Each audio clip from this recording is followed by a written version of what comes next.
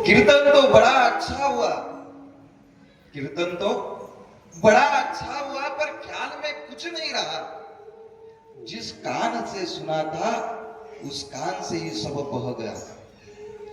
फिर तो बड़ा हरदास क्यों ना हो, किस लिए आया यहाँ। अरे साधन कुछ नहीं किया, सारा वक्त बिरथा गया। आणि म्हणून आपल्या दोघाचाही भाव आपल्याला समजला पाहिजे। वक्ता आणि श्रोता याचा संगम झाला पाहिजे, त्याची एकरूपता झाली पाहिजे।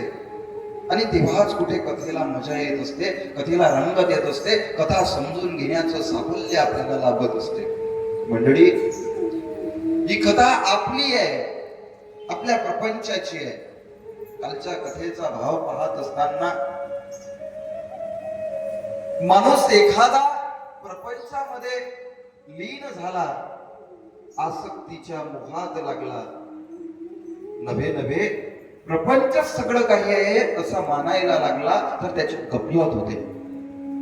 मग काय प्रपंच करूच नाही, नक्कीच करावा।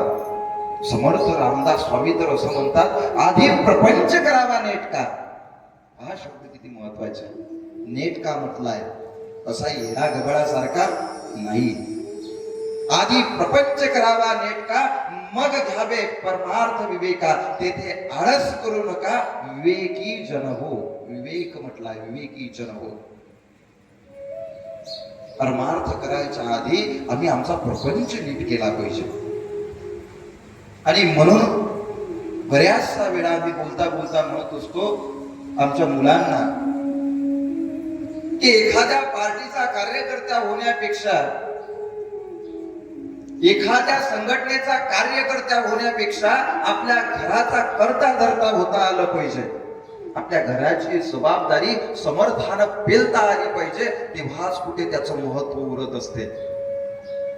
नाहीतर फार बाहेर कसाही राहतो आहे आणि घरी जर प्रपंच नीट करता येत नसेल, आपल्या आई वडिलांची सेवा करता येत नसेल, मुलाबाळांच्या शिक्षणाची सोय करता येत नसेल, तर काय कामाचा होतो प्रपंच।